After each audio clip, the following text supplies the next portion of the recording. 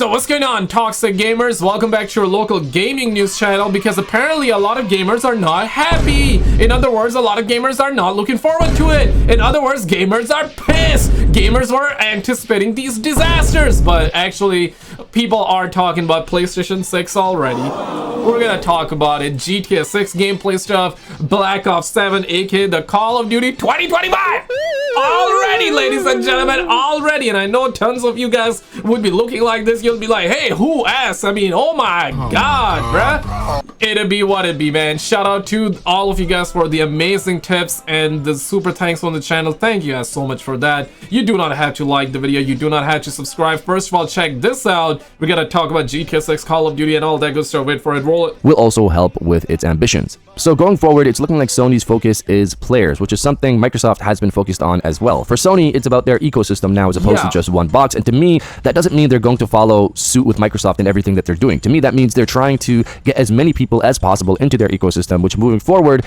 is not just going to be one box. Looking at this era of gaming, this is the first time Sony's had to deal with such a strong last generation base of players. I still have people who ask me to this day if certain games are still going to be coming to PlayStation 4. 5 years into the PlayStation 4 era, for example, I never had some... Yo, could you imagine, right? Like, imagine. Could you imagine? Like, it's been how many years? How many years?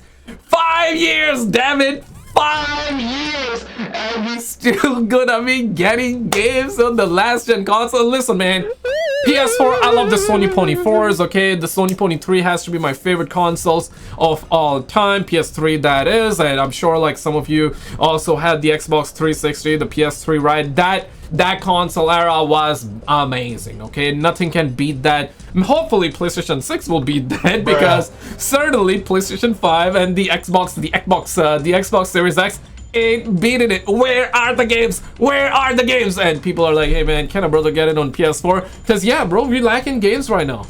Someone asked, is God of War 2018 coming to the PlayStation 3? No, that never happened. I never saw that. And Sony is acknowledging this now with the PlayStation 4 and PlayStation 5. People say that the PlayStation 6 launching in 2027 is too early. As you guys already know, I don't agree with that. 7 years in, that makes sense. But I can understand why people feel that way, especially with how the generation has gone and cross-generation and all of that. But I think people need to realize that the PlayStation 6 is just going to be another box in Sony's ecosystem. It seems like they're taking the Apple approach where they're It's just... What?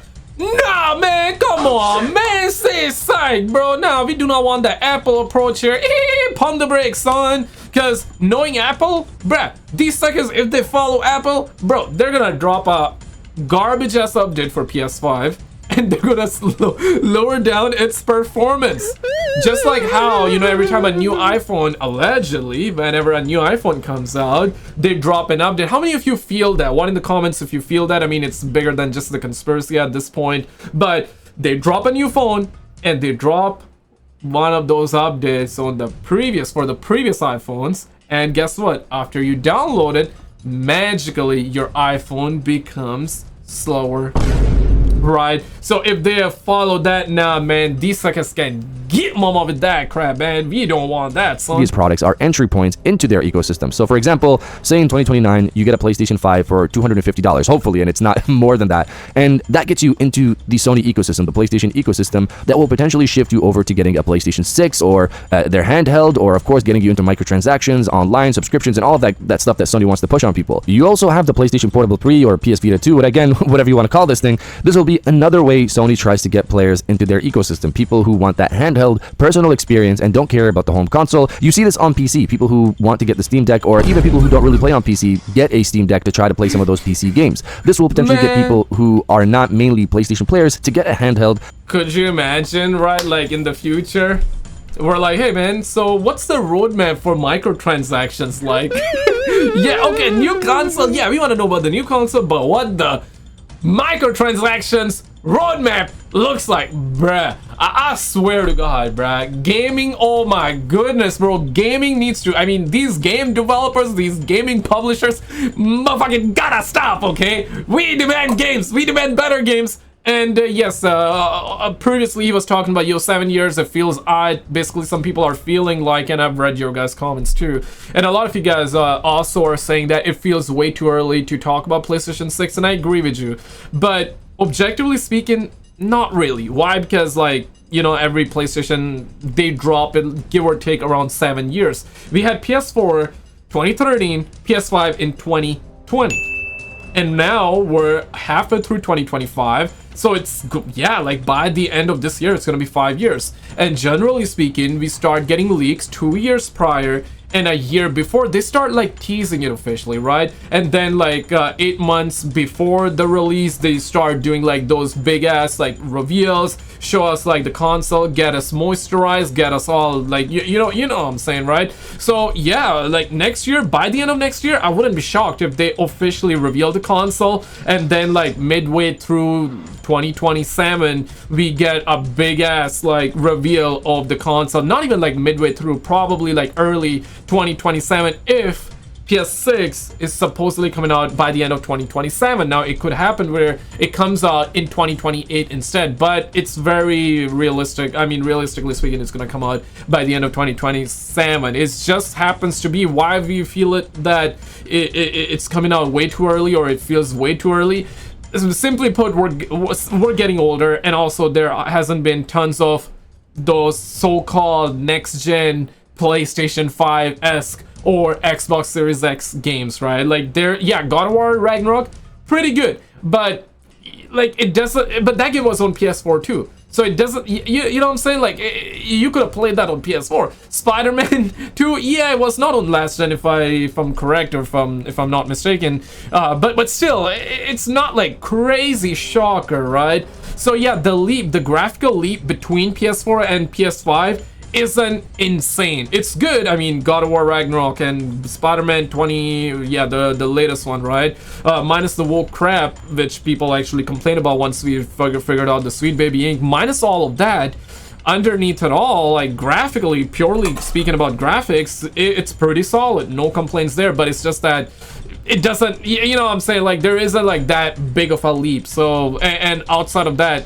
I mean, I cannot think of any so-called next-gen games. So this year, or I should say this console generation, definitely feels dry. Maybe it's just me, but yeah, let me know your thoughts in the comments. To play those PlayStation games day one, potentially. And then you also have PC, which will include online games that launch their day one from PlayStation, and of course PlayStation single-player games that drop there years later. This is their ecosystem in a few years: PlayStation 5, PlayStation 5 Pro, PlayStation 6, PlayStation Portable 3, and PC. I actually might throw in the Portal in there as well, since you can just get PlayStation Plus Premium and just play that way. So maybe that's a... And also, if you did not know, we're hearing that there will be a new PSP-like console as well.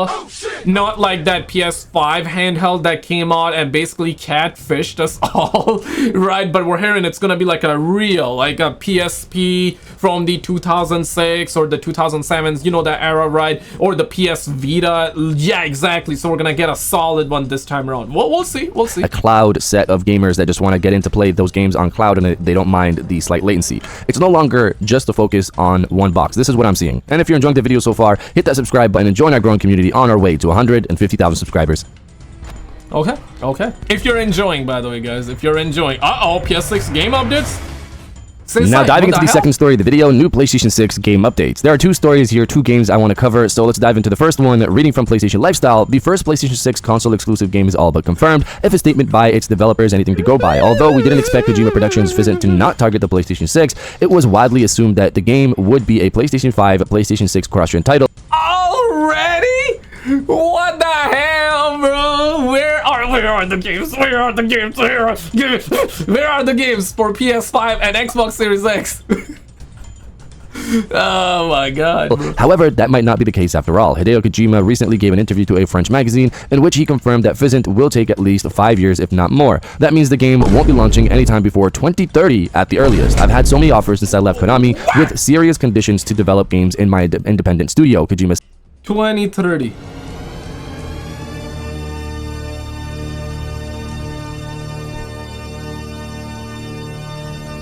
Man.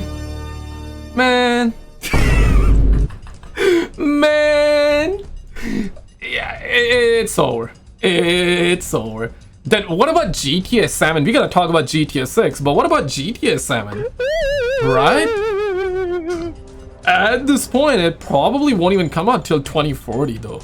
shit, man, it's over. Said translation via reset era. Besides Death Stranding 2, there's also Fizzant in development that will take me another 5 or 6 years. Something tells us that if Fizzant goes beyond 2030, the chances of a PlayStation 5 launch might just be very slim, depending on how demanding the game is. Worth pointing out that when Fizzant was announced, a lot of emphasis was placed on advanced technology. I cannot tell you so much now, but we plan to bring together cutting-edge technology and talent from around the world to create it, Kojima said of the next-generation action espionage game at January's 2024 PlayStation State of Play. So y'all suckers can get mama with that one. That was the homie TCMF. Okay, shout out to the homie Nero Shenema.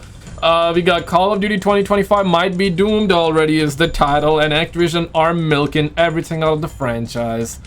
In case you didn't know. Let's get to it, and we gotta go talk about GTA 6 gameplay too. News to cover here in today's video.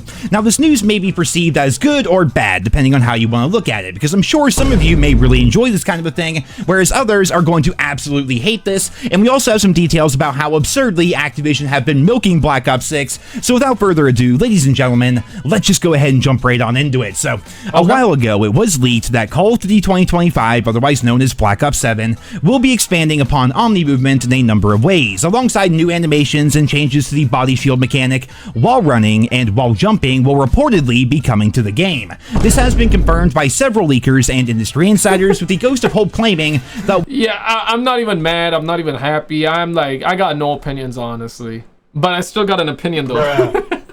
Now, I think, honestly, I just want a good game, just like you guys, right? We just want a good game, which, saying good game in the same sentence with Call of Duty, that's like, you guys know what I'm saying, like, you know, like, stop the cap, right? Stop the cap. Good game and Call of Duty just does not go together. But we just want a good game. And honestly, while running, I'm down. I feel like that we can have one, we can have a present day, like Modern Warfare can be modern, aka present day. And sometimes we can have like these so-called near futuristic setting, not like crazy futuristic like Call of Duty Infinite Warfare, where it's just infinity and beyond, right? But like near futuristic, yeah, I guess it's alright. I don't care about Call of Duty the way I used to care, so honestly, like, I'm cool with it. What about you guys?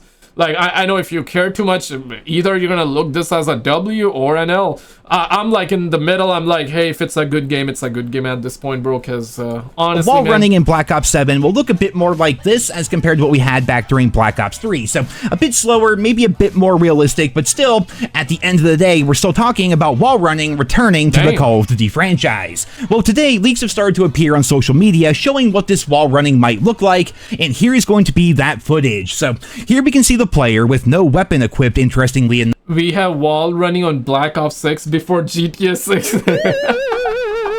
Okay, so they added that mechanic. So we had this leak, plus they added that mechanic in Warzone.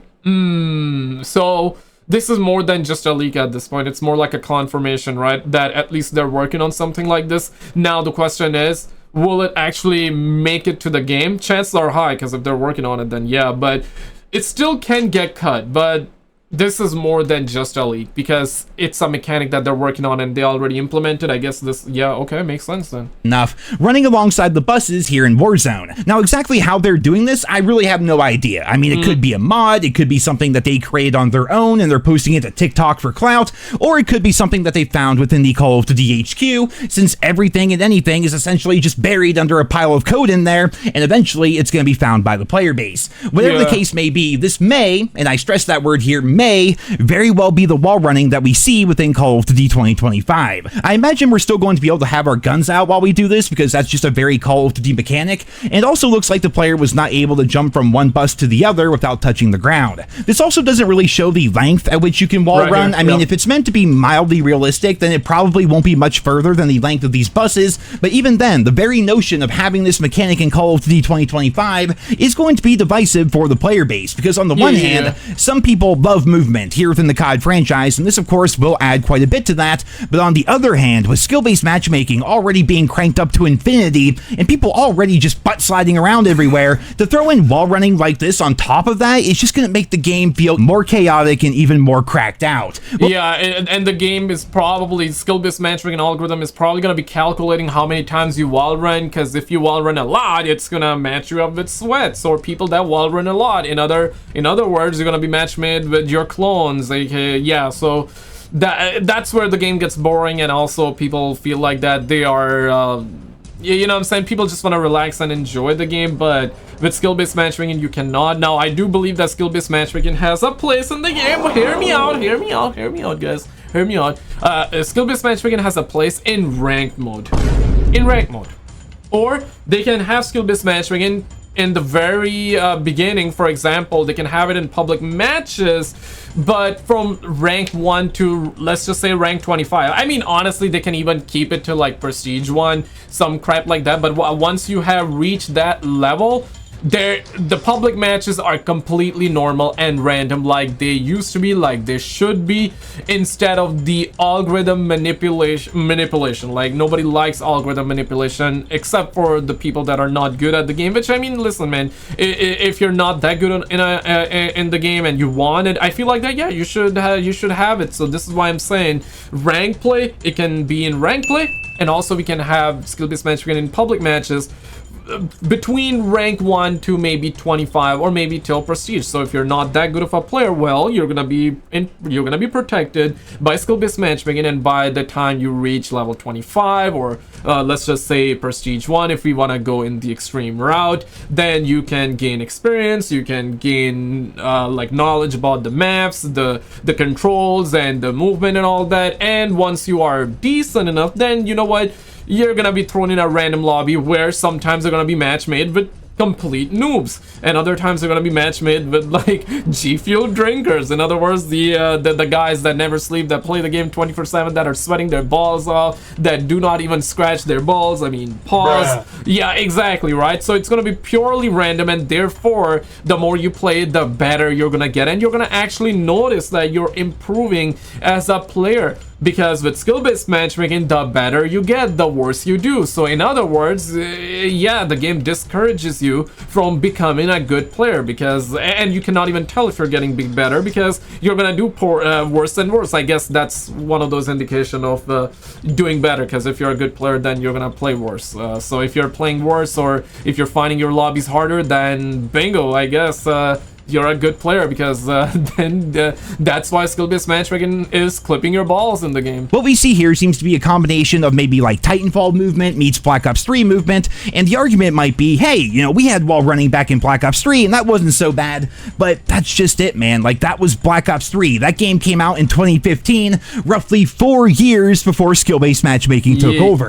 There was a lot of grumbling back in the day about how Advanced Warfare supposedly had skill-based matchmaking, but I think it's pretty clear that whatever was going on back then is absolutely nothing like the matchmaking manipulation that we've been seeing since the crossplay and Warzone era started. And speaking of GTA 6, shout out to the homie Inter. Let's get to it, because this is the trailer with the gameplay, and it's been confirmed, or officially too. So yeah, let's check it out. Roll it. Trailer. Next is the grocery store scene, where Jason's walking out with a six-pack, and this one's definitely gameplay. You can spot it by how the walking animation loops, especially looking at right hand, and I love how naturally the lady NPC steps aside to avoid bumping into him. Now the question is, how will item handling work here? Will Jason actually place the beer on the passenger seat, in the trunk, or just drop it to the floor of the car? Or will it just snap in and out like weapon pickups in GTA 5? Fully animated interactions would look incredible, but could slow things down during normal gameplay. So maybe this moment is tied to a mission, like grabbing some beer before linking back up with Lucia. After all, GTA 5 had stuff like carrying a mop and bucket in one mission, but that didn't mean you could just do that freely outside I don't even remember this mission. Holy. Of it. Then we get another first-person driving scene, and again, no doubt that's gameplay. And hopefully these dynamic police stops we see on the roadside won't just be rare scripted moments, but something that shows up all over Leonida as we explore. Then we cut to the prison sequence, and that's definitely a cutscene. But when Lucia walks out and meets Jason near the exit, with the car parked in the background, I have a feeling this might lead right into gameplay. Feels like the kind of moment where we gain control, walk with her to the car. Yeah, right, like seamless transition. So you got a cutscene and the camera will like go around like 180, or not even 180, but less than 180 degrees, like more like 110 degrees, you know, just gonna throw a random number. But you know what I mean, like the camera is like going around and all of a sudden you gain control of the game, and then you gotta start moving and press triangle to hop in the car and start driving. The bed scene is a bit tricky to judge, because after the whole hot coffee controversy with San Andreas, I really doubt Rockstar's gonna let us interact with anything too bold. So I'm leaning toward this one being part of a cutscene, something cinematic. Or maybe you just gotta press X to, you know what I'm saying, like execute, to clap cheeks, maybe. Press X to clap cheeks. Not controlled. But then Maybe we jump into the bank robbery, and that feels much more like gameplay. You've got Lucia holding two guys at gunpoint, and Jason pushing a hostage. I think this is more like, not necessarily gameplay, but gameplay cutscene, or in-engine gameplay, where you're not controlling it, but it's gameplay. Or again, one of those seamless transitions, because I don't think, or maybe we'll see, maybe this time like we're gonna be able to move people around like that, maybe it's gonna be mission specific, but nah, it does feel like that. It reminds me of that very, like, yeah, the very first mission in GTA 5, the prologue, you know, as soon as the game starts, you know, Trevor Michael is moving people around in the North Yankton and the bank heist. That's what it reminds me of. So I don't think this is gameplay, to be honest, but it's more like gameplay cinematic in-engine. So in other words, yeah, this is how the gameplay will look like, but I don't think it's gameplay where you're able to control this scene. Forward. It looks like the kind of mission moment where we'll be switching between characters or handling different roles in real time. Then there's another bed scene, and yeah, just like the first one, I'm calling it a cutscene. And the next few clips showing Jason and Lucia spending time together after her release definitely feel like cutscenes too. And same goes for the airplane smuggling scene, where they're loading bags into the seaplane. Then there's the scene where Lucia's doing community service, and that one's actually pretty interesting. I wonder, man, like her big ass burnout wasn't enough that they got her like doing community service, bro. Her biggest burnout was a community service of its own, bro. Like, but dang, hopefully they don't nerf the burnout or anything like that, because a lot of people are paranoid that these suckers gonna be nerfing the burnout. So far it looks so far unpause, so far it looks like that they ain't gonna be nerfing, okay? Or maybe we're speaking too early though, you never know, right? If this is something we'll be forced to do early in the story, maybe tied to her ankle monitor and limited freedom, or maybe we'll just be able to switch over to Jason, take a nap, or do something else while waiting for her to come back. And when they both arrive at home, I don't know if it's just me, but Lucia's model and textures feel off in that shot, like noticeably worse than— Yeah, not finalized. This is, I was watching like one of the ex-Rockstar dev review, or he was breaking down, he was reacting to it too. So I saw his video, and he basically pointed this out, that the game looks amazing, but in this instant, the hair is not that great, and we're seeing one of those flaws come into the trailer in a good way, because that tells you that they're still working on the game, and what we're watching is actual, like, this is how the game looks like right now. Because if it was rendered, or I mean, because a lot of trailers that come out nowadays are rendered, they make sure like every detail is amazing and all that, meanwhile the game doesn't look anywhere near like that. So you know what, the fact that the hair doesn't look good here and everything else does look amazing, it's one of those indications that yes, like, this is a work in progress,